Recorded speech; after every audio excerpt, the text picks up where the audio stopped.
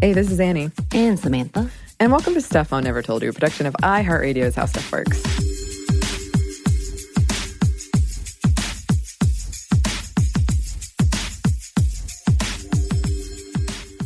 This episode, all about mentors and strong women and role models, goes out to my mom. Aww. Because her birthday is tomorrow as we record this. But it was soonish, Right. whenever you hear it. Right. And I did want to do a list of things I love about my mom because she's my favorite. The number one thing is she's kind. Love that. And kindness is one of my most valued traits in anybody. And I haven't met her yet, but everything you've told of me, I'm like, she's the most patient, genuinely giving person. Yeah. That just sounds like it. Wow. Yeah. She's very caring. She's empathetic. She calls me sweetness. She's strong and funny and fun and wants to make sure everyone else is having fun. She's handled a lot of tragedy with grace. She knows what your favorite meal is and will make it for you when you're sad or happy or when she's just thinking of you. She has a Southern accent that makes it hard for drive-through employees to understand her. Really? Yep. The infamous example is when we were at a Zaxby's and she wanted water and they thought she was saying order. So they thought she wanted a second order, but she was saying water. Order? Water. Is that a Southern thing or is that the more like... I feel like that's Southern. I know there's a YouTube star who does that too, and he's from Atlanta apparently, and water. And every time he does it, they make fun of him and puts it in translation. It was quite funny. It was one of those, like, who's on first? It just took forever. Eventually, she was like, forget the water. It's fine. She also gets a lot of modern things just slightly wrong. Back in my Chemical Romance phase, she called them my potions addiction. I mean, because I liked Harry Potter. She was combining that's fantastic, actually. That sounds like a Harry Potter cover band. It should be. Wow. She's easy to talk to. She's a great listener. She used to take the longer way to my gymnastics class because it had a steep hill that I liked going up and down and pretending it was a roller coaster. Every year she hides Easter eggs just for me. You make a lot of money off those Easter eggs. I make a lot of money. That's amazing. I know. I feel like I want to come over and find Easter eggs. Oh, you should. It's so fun. And there's money to be had. I'm getting all the money. My favorite part about Thanksgiving is cooking with her while we drink Coors Light out of silver goblets. Oh, you fancy. We super fancy. She's brave. She's hiked alone in all kinds of isolated places you can't find online. And she draws maps of those areas that she has shared with coworkers in this office who've been curious. And she has this hand-drawn map she'll give you. I feel like I need that. It's awesome. She's happy to try new things like moonshine. If you want to try a Jon Snow-themed beer at a bar, she's in, even though she doesn't know who Jon Snow is. And one of my favorite pictures I've ever posted on Instagram, I was trying to show her what a selfie was, and instead of looking at the camera, she kissed me on the cheek, and it's one of my favorite pictures we've ever taken. Aw, that's adorable. Yeah. She volunteers. She helps others. She remembers the little things that you mentioned and then brings them up years later. Like, remember how your favorite song when you were in 7th grade was that Matrix song by P.O.D.? And I'm like, no. But I can't believe you remembered that. That's amazing. She indulges me in my silly quest, like going to every store to find a cheap PlayStation 4, which we did. It took forever, but we did. She didn't laugh at me when I was 9 and cried because I realized I would, in fact, never marry Ryan Gosling. It was out of the cards. It was a tough day for me. She's excited to learn new things. She'll watch a bad movie with me and listen to me talk about Harry Potter and Marvel all day. She encouraged me to travel. She forgives where I try to forget. She never tries to change me and all of my weirdness. She's my cheerleader and she's in my corner and I love her and she loves me and I know that she does. In her actions and in her words, she has made it impossible for me to think otherwise, even on my lowest day. And I could go on, but if she's listening now, she's blushing. Oh. And we should, even though I'd like to do a whole podcast about her, we probably shouldn't. We can. Oh, gosh. I would love to. Don't tempt me. And my mom and I look a lot alike. And sometimes people will come up to me and they'll think I'm her. And instead of being like angry because she's older than me, I'm like always so flattered by it. Aww. I love that. I love those pictures of the parent-daughter group. And they're like, are they sisters? Who is who? Who's the older? Yeah, she's we do look a lot alike. I see it. But yes, this episode is not all about my mom. But I wanted to talk about her because it's her birthday. And also, she has been a really beneficial and powerful role model and mentor in my life. Right. And we wanted to look into why that's so important. Right. And one of the big things is if you can see it, you can be it. We've said it so many times on the show before. It's simplification, but it does open up so many doors you may have thought were closed to you if you see someone that you can see yourself in doing something. Right. Mm-hmm. Studies have found this impacts men too. If men never see women doing a thing, whatever it might be, they might think women can't do it either. A study out of India found that when exposed to at least 2 female village leaders, men were more likely to vote for women. A recent theory suggests that role models are helpful in 3 ways: behavioral, inspirational, and potential. One of the things that has come up a lot in our female first segments is these amazing women reporting how hard it was to do everything that they did without a role model or mentor, or someone they can look to see because they're the first. Right. There was no one like them to get advice from or to learn from. Right. Mm-hmm. A recent study found that 89% of women made more aspirational life goals when around a woman they admire. Admittedly, the study was in part sponsored by Lean Cuisine, but also by an NYU college professor, so there's that. It found that after a conversation with a woman that they found inspirational, women were more likely to think about the things they wanted as opposed to what they believed society expected of them. Having a female role model can help women deal with all the self-doubt and self-criticism that often plagues a lot of us, especially when we do something society tells us isn't really for women, isn't a place women can succeed in, isn't a space for women. The National Science Foundation recently sponsored a study that found that compared to male faculty, tenured or tenure-track female faculty were more likely to have mentors. Female assistant professors with mentors were more likely to get grants than those without a mentor. A study from the Air Force Academy and 2 economists at the University of California, Davis found, as reported by Ray Feisman over at Slate, quote, when a female instructor was put at the front of the classroom, nearly 2/3 of the grade point gender gap evaporated. The study authors acknowledged the difficulty of isolating any one thing when it comes to improving grades, and that's one of the reasons they chose a military college for their study, with the hopes of minimizing as many of those factors as possible. Smart. A different study from KMPG found that women really want mentorship and really benefit from it. 67% reported that they needed a support group to foster the confidence they needed to be leaders. The same number indicated they'd learned the most valuable leadership lessons from other women. Several studies have shown mentorship to be especially helpful when it comes to women in tech. Still, even with a mentor, the attrition rate for women in STEM fields is 1 out of 4 women compared to 1 out of 10 men. Wow. The importance of mentoring our young folks can't be underestimated either. Negative stereotypes about women in STEM impacts girls as early as 12, and when they started reporting a declining interest. Mm-hmm. A 2017 study found that Black students were more likely to graduate if they had at least 1 Black teacher between 3rd and 5th grade.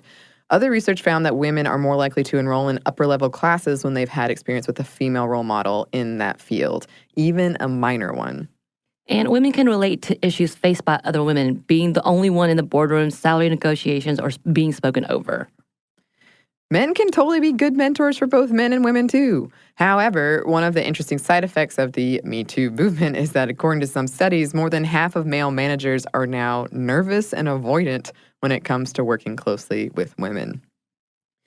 Mentorship is different from sponsorship. Just want to put that in there, which is sponsorship is valuable as well. And this is when someone in a position of power speaks for you, vouches for you, actively helps advance your career. Mm-hmm. And I did read, there aren't that many pieces out there about this, but there are some about, like, stop looking for mentors. What you need is a sponsor.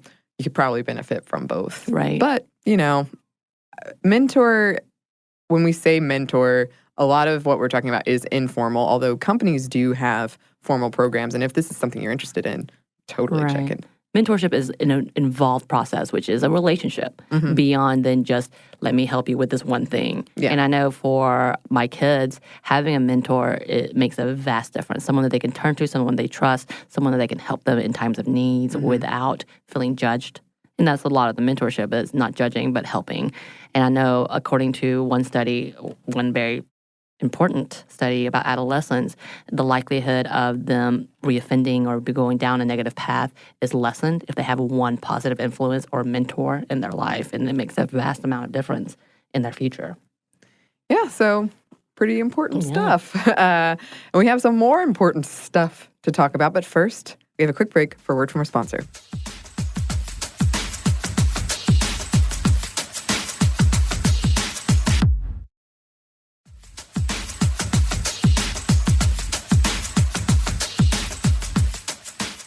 And we're back. Thank you, sponsor. So now we want to talk about if you're hearing this and you're thinking, oh my gosh, I got to go out and get me a mentor. Finding one. Let's talk about that. Like we said, many companies do offer a formal mentorship program, so be sure to see if that's an option where you work. However, we could definitely do better overall. A program is valuable because it normalizes a work culture that promotes learning, growing, and asking for help, and just having that structure in place, like knowing that this person is available or interested, very, very helpful. Of note, you can get a mentor for non-work stuff too, like just somebody in your life. Like my mom wasn't my mentor for work or anything. She's more my role model, but also kind of a mentor. Right, and that's the whole idea that I was saying previously before the ad is this mentoring is just beyond this one thing. It's a whole life-changing process, hopefully. Hopefully, yeah. In a good way. Yeah. When it comes to choosing a mentor, a couple things. Know what you want out of the relationship and be able to communicate that. Do communicate that. And don't be afraid to be selective. Be open to hearing constructive criticism and to actually heeding advice. Look for someone who has the experience you want, is qualified and passionate in your field, and has the bandwidth and desire to be a mentor, and is generally nice, I would say. It will be a positive influence in your life. And this is more work stuff. And for me, I had a mentor for this job, although it was more back when I was a producer. My old boss, Roxanne, whose voice a lot of you may recognize as the one that has long introduced our fellow podcast, Stuff You Should Know and Stuff You Missed in History Class. She was a great listener. She had your back. She had everyone's back. She made time out of her day for me, gave me advice and constructive criticism and praise. She gave me ideas, and also was very straightforward with me about the pros and cons of like pursuing certain positions at the company and work-home life balance. And to this day, we still meet up. Right.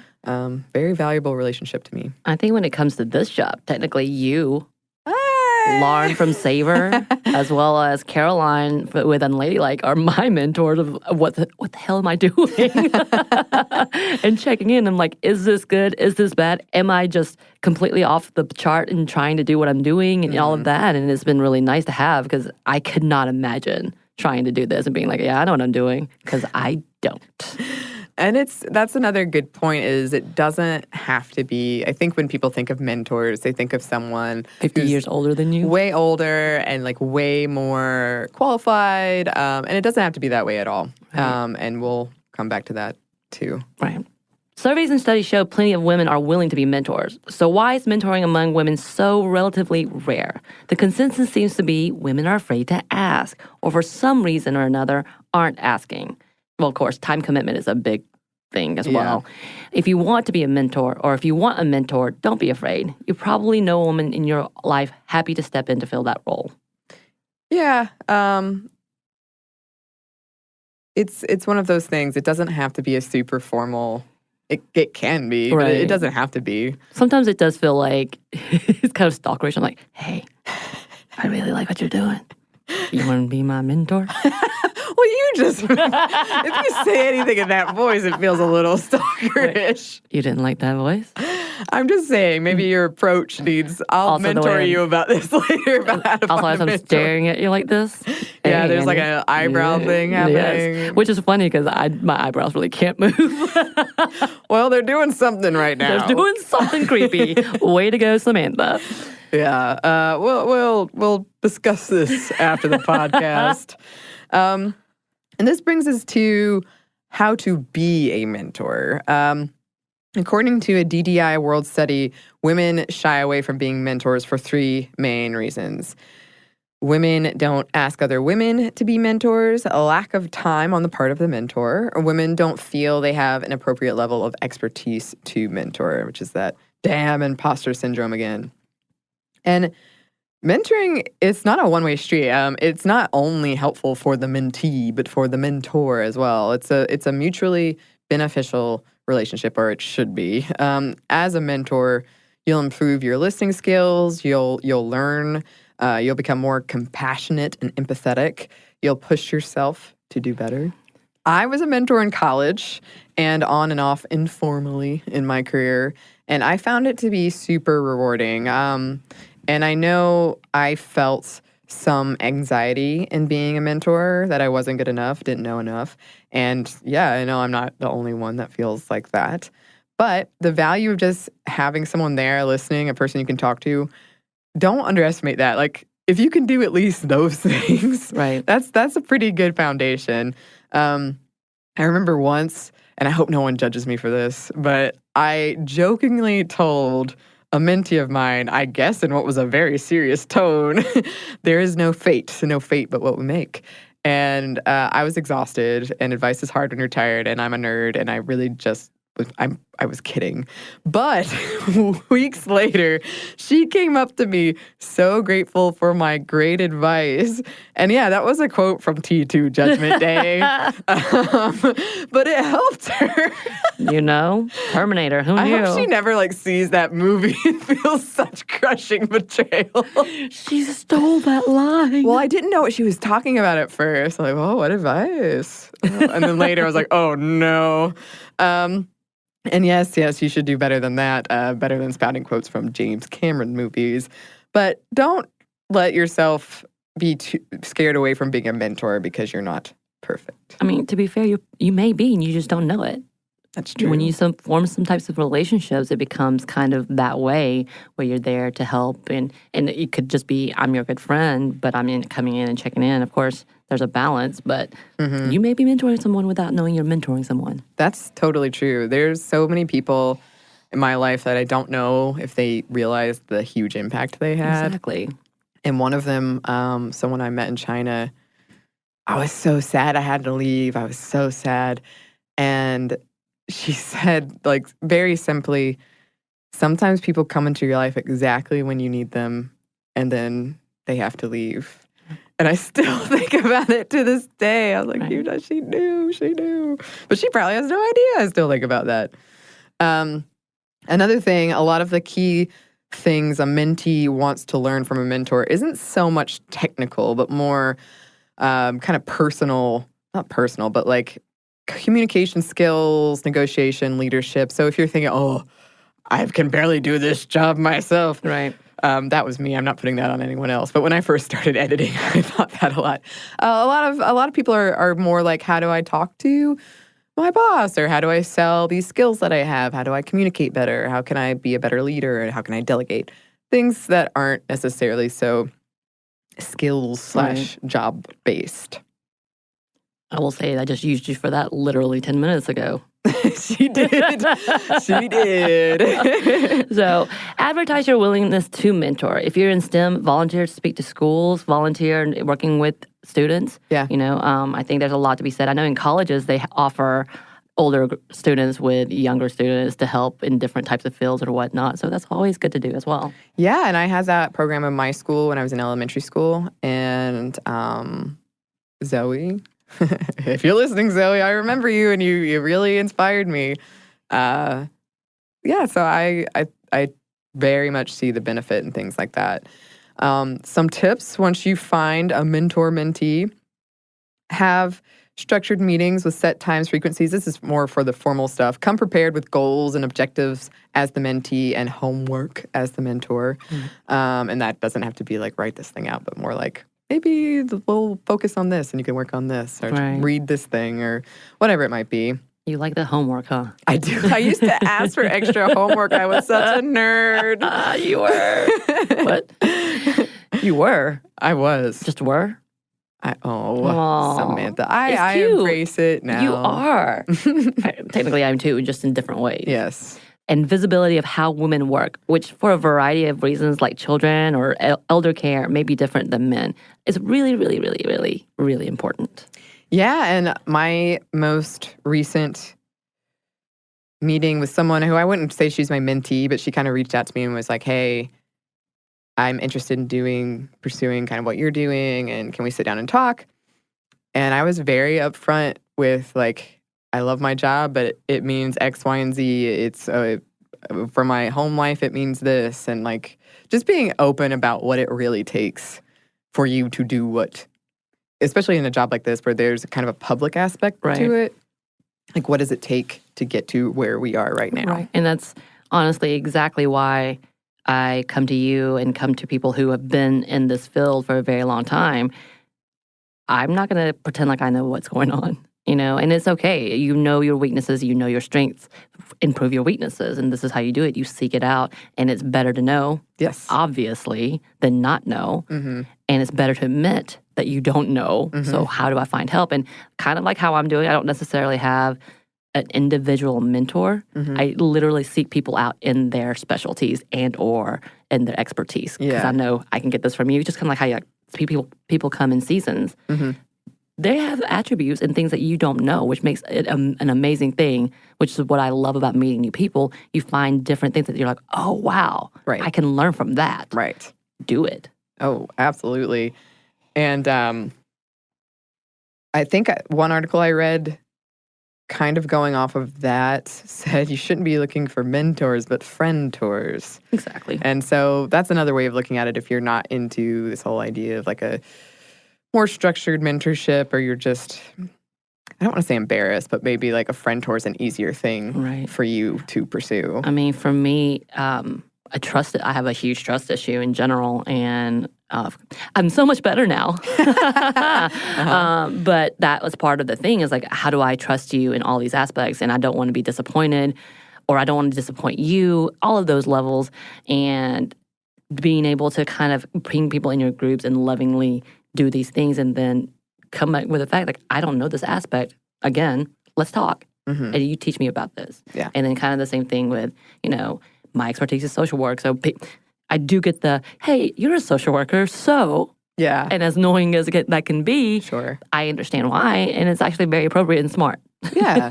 Unless you're asking for a session, then that's weird. Right. Yeah, I feel like a lot of my friends who are nurses get the hate. Right. Like, hey, I have a weird mole. Yeah. Yeah, if they're off the clock, then maybe. And you start randomly pointing at scars. I mean, yeah. That's a different episode. We're getting off track. Ooh, sorry. Also, you can have more than one mentor, and you can have more than one mentee. You can be both a mentor and a mentee. Your mentor can be your age or younger, can be older, can be formal or informal. No labels, as they say these days. Also not quite the same, but seeing it, being it is important when it comes to our media, especially the media children consume as well. That's something we've talked about a lot, but worth restating. We do have just a little bit more for you listeners, but first we have one more quick break for a word from our sponsor.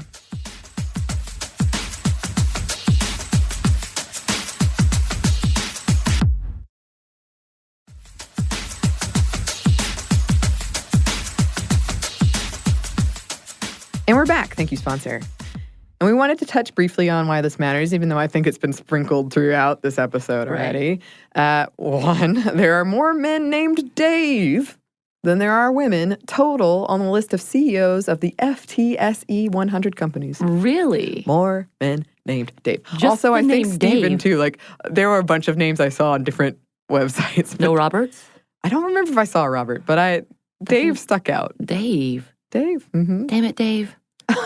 What is the quote from 2001? I'm sorry, Dave. I just can't do that. No, I'm afraid. I'm afraid I can't do that, Dave. Thank you, Andrew. Yes, thank you, Andrew, for the assist. CARE reports that although women do 60% of the world's work, we make a measly 10% of global income and own less than 1% of the world's property. That's not... My stomach does not like that. My whole body. 10% of the global income. Yeah. Wow. 1% of the world's property. That's absurd. Yeah, it is. Study after study has found that our companies and our economy as a whole benefits from diversity. Think of how many ideas we're missing out on by not having women and other marginalized groups at the table, whatever table that might be. Think of how many ideas we would have missed out on if not for women breaking barriers and overcoming obstacles. You know, one of the things I think about social media, my coworker and I we were talking about different issues that are happening and just kind of catching up. And when I'm a coworker at my other job, and she is a very strong Black woman, and I love her to death. And one of the things we were talking about was how she sees Twitter and how we see Twitter and the differences. And she's like, as she calls it, Black Twitter. I already knew this, and then white people are saying, bringing this along. I'm like, that's been 15 years, and the dynamic of the split is more noticeable now that we have that social media content and even though it's still separated, unfortunately, and not as consumed or interchangeably consumed, I guess. But it's such a dynamic thing. It's like, what are we missing out on? Yeah. You know, and then you start realizing because now you have ability to see that content, which is really, really important. Absolutely, it is. And one thing, and I know we've talked about this before too, but like having that friend who is the strong person, always worth like, because sometimes people who are strong have their days that are, or they're down too, or they're feeling down about themselves as well. And in a mentor-mentee relationship, which can be, it doesn't have to be, but can be more of a like personal friendship relationship. Just good to keep that in mind, you know. Check in. Right. Always check in on people. So that's about what we have to say about mentors and role models today. But we are introducing a new thing at the end of our episodes. Yes. We wanted to make sure that as we had previously had episodes about supporting women and supporting women in podcasting, specifically in our field, because we know the statistics, that we continue to actually emphasize that. And so as I am learning this whole world of social media, I've been checking out different Twitter sites and different podcasts, Twitter sites. Is that a word? Look how up to date you are. I'm so good at this already. What is this? I was on the Twitter site on the Twitter sites. It told me. It tweeted at me. There are so many people who are asking for suggestions, like female. What are your favorite female podcasts, female-led podcasts? And so I'm going through every single one of them, clicking. I'm like, oh, I like this one, and I like this one. So a few that I saw was Shenanigans with Friends. Hilarious content. I was just like, oh yeah, I want to be your friend. Just she was interviewing a specific person. It was you need to go check it out. Okay. Nerdy Bitches. It would be up your alley. Yeah, sounds like it. So, you know, and Black girls do stuff too. And I enjoyed every bit of all of those things. And it's really good content. So if you love listening to our stuff, go check their stuff out. Yeah, and we would love to hear your suggestions for podcasts we should be shouting out. If you do a podcast, we've heard from some people. Right. Let us know. Let us know. And one of the ways you can do that is through email. What? Yep. On the email sites, as they say. On that email thingy. Yeah. Does it tweet at you too? Yeah, I think so. Okay, cool. I think so. Cool. Our email is stuffmediamomstuff@iheartmedia.com. Our Twitter is @MomStuffPodcast, and Instagram is Stuff Mom Never Told You. Thanks, as always, to our super producer, Andrew Howard. He's not there. He was there moments ago. He decided to leave me because he doesn't like my songs. Oh, he loves your songs. And thanks to you for listening. Thank you. Stuff Mom Never Told You is a production of iHeartRadio's How Stuff Works. For more podcasts from iHeartRadio, visit the iHeartRadio app, Apple Podcasts, or wherever you listen to your favorite shows.